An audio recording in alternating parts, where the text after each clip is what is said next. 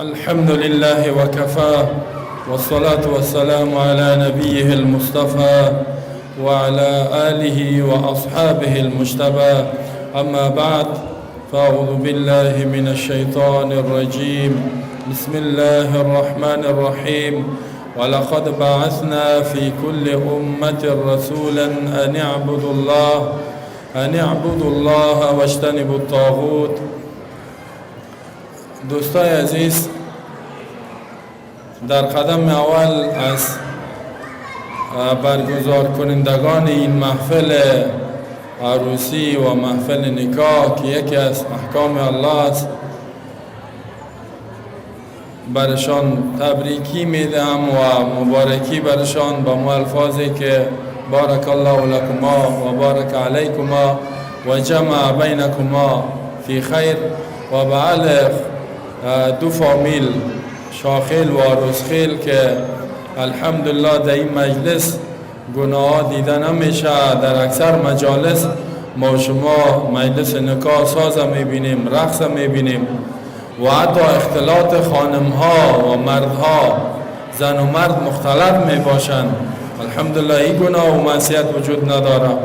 محفل قمار میباشه، محفل شراب خوری، محفل چرس و تریاک و رقص و پایکوبی، اسراف، گناه زیادی وجود می داشته باشه و الحمدلله که الله به این دو فامیل توفیق داد که از این گناه دور شدن و ما و شما دیگه دوستایی که در اینجا هستن کوشش کنیم که از این محفل یک پیام بگیریم و پیامی که همین قسم محفل خود برگزار کنیم.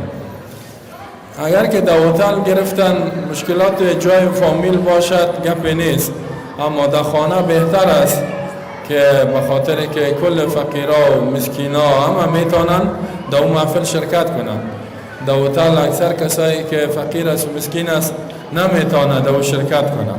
در این باره یک حدیث است که رسول الله صلی الله علیه وسلم میفرماید شر الطعام طعام الولیمه، میفرماید بدترین غذا و نمو است که یدعا الیها الاغنیا و یترک الفقراء، دعوت میشه سرمایه‌دارا و فقیرا ترک میشه. هتل هم یک مشکل خود داره دیگه، غیر از این که یک ذره مصرف هم برای جاش زیاد مصرف داره. اینمی مشکل خود هتل یک مشکل است و ما شما که در مساجد برگزار کنیم، فامیلا را قناعت بدیم، همین محفل نکاح خود در خانه باشه، این باز کاملتر و خوبتر مطابق طریقه پیامبر صلی الله علیه و سلم می باشه. ما در ارتباط با عقیده توحید از ما تقاضا کرده همین دوست ما عبدالبصیر مومنی. موضوع توحید بسیار وسیع است اما بسیار مختصر ما می خواهیم یک 5 دقیقه براتون بیان کنم. توحید یعنی یک دانستن الله متعال، تنها دانستن خالق انسان و جهان در ربوبیت و در الوهیت و اسماء و صفاتش. این بسیار یک اصل ایمان است. قسمی که ایمان اینجا تعریف کردن دوستان که ایمان عبارت از باور و تصدیق و اقرار و عمل و جوارح. اما یک چیز نگفتن که به چی چیز باور و تصدیق، به چی اعتراف کردن، به چی عمل کردن، به چی چیز. همون چیز است یاد دوستان رفت به خاطر که اینجا بعضی عوام هم وجود داره نمیفهمه به چی چیز. باور و تصدیق، اعتراف و عمل به تمام آنچه که رسول الله صلی الله علیه و سلم از جانب الله به ما شما آوردگی است.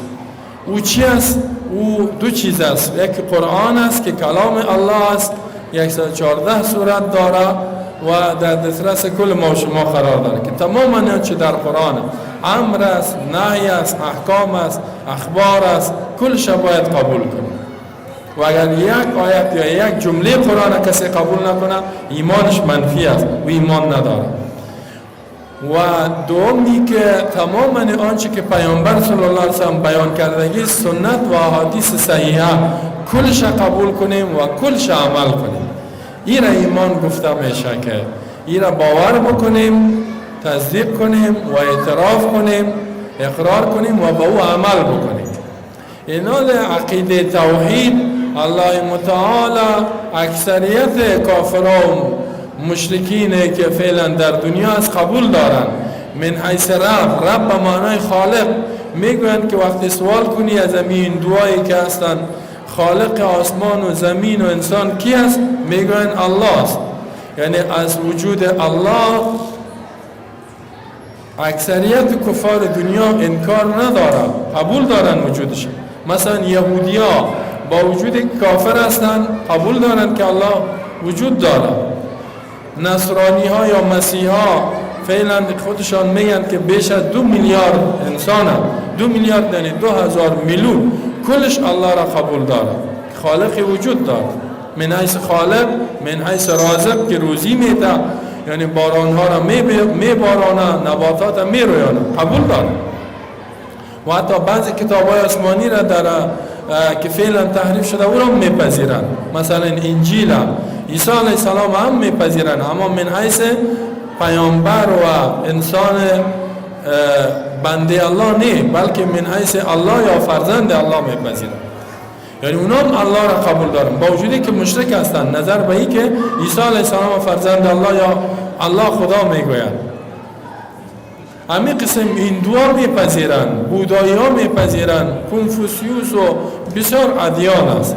آنچه که مشکل در مشرکین و کفار است که الله را در الوهیتش، که الله در عبادت و اطاعت از نظام واحد است، یعنی فقط ذات الله را عبادت کنیم، غیر از اون دیگه کس عبادت نکنیم، اینی چیز نمیپذیرن. ذات الله را به می عبادت‌های خاص، رکوع کردن، سجده کردن، تضرع کردن، تواضع و نهایت عاجزی در برابرش کردن، اینی را نمیپذیرن. و همین قسم صفاتش که به مخلوق نتیم و مخلوق به صفات خالق متصف نسازیم، اینی موضوع را نمیپذیرن. مشکلشان دینی جاست که الله متعال غیر از اینکه خالق است، رازق است، همین قسم غیبدان است. یعنی غیب آنچه که از نظر ما و شما پنهان است، غیر از الله دیگه هیچ کس نمیفهمه. نه فالبین میفهمه، نه کاهن میفهمه و نه اولیاء الله میفهمه و نه پیرا میفهمه. غیب غیر از الله کسی نمیفهمه. اینی رو نمیپذیرفتن. و دیگه ای که حقدار رکوع، سجده و مدد خواستن که از اون مدد خواسته شود، مشکلات خواسته شود، فقط الله است. غیر از الله دیگه کس مشکل ما را در مافوق اسباب حل کرده نمیتونه. اینی چیز نمیپذیرفتن. اونا غیر از اینکه یا الله میگفتن دیگه یا لات و یا منات و مثل که بعضی مسلمانای ما و شما به صورت نافهمی یا پیر و یا فلان و نامای مخلوقات میگیرن. اینی چیز اونا نمیپذیرفتن. پس ما و شما یقینا داشته باشیم که فریاد رس، حاجت روا در همه مشکلات ما یک ذات است. زیرا الله در قرآن میفرماید که و من اضل ممن یدعو من دون الله، کیست کلان گمراهتر از او کسی که فریاد میکنه غیر از الله را، من لا یستجیب له الی یوم القیامه، کسی که تا روز قیامت به داد و فریاد از این رسیدگی کردن نمیتونه. و یک مشکل دیگه که در مشرکین بود این بود که قانون و نظام زندگی را خودشان جور میکرد، در حالی که قانونگذار در زندگی ما و شما، حلال کننده و حرام کننده فقط الله. انسان حق نداره که یک چیز با بالای دیگه انسان حلال کنه یا حرام کنه، یا امر و نهی و مکلفیت و مسئولیت وضع کنه. زیرا الله متعال در قرآن امی آیتی را که براتون بیان کردم میفرماید که ولقد بعثنا، بدون شک ما فرستادیم، فی کل امت، در هر قوم، امت ها و جماعت ها، رسولا، پیامبر.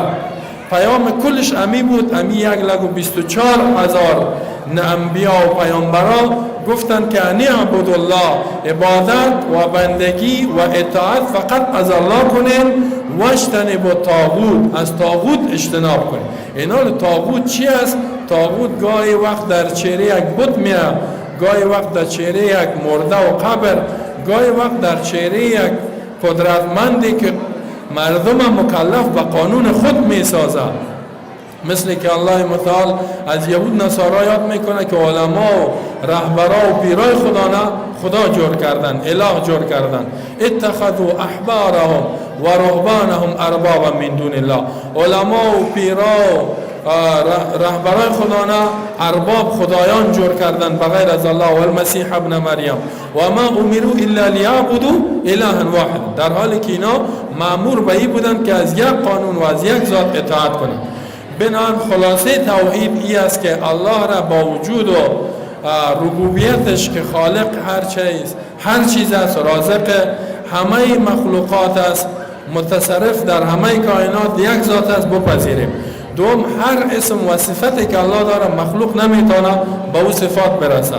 سومی که عبادت ها را به صورت خاص مختص به خالق خود کنیم، غیر الله را عبادت نکنیم و به صورت عام فقط از قانون و نظام الله اطاعت کنیم و از هیچ نظام دیگر اطاعت نکنیم و هیچ نظام دیگر را نپذیریم. اینی را میگن توحید. بسیار به صورت مختصر گفتم. الله بر ما شما توفیق عمل نصیب کنه که عقیده خدا مطابق با قرآن و حدیث پیامبر صلی الله علیه و آله بسازیم. برای وحی الله متعال وقت بدیم که یاد بگیریم اسلام و دین و خدا و جامعه خدا و دنیا را از عقاید کفری و شرکی و نظام های ظالمانه مخلوق نجات بدیم. و صلی الله علی نبینا محمد و علی آله و صحبه اجمعین.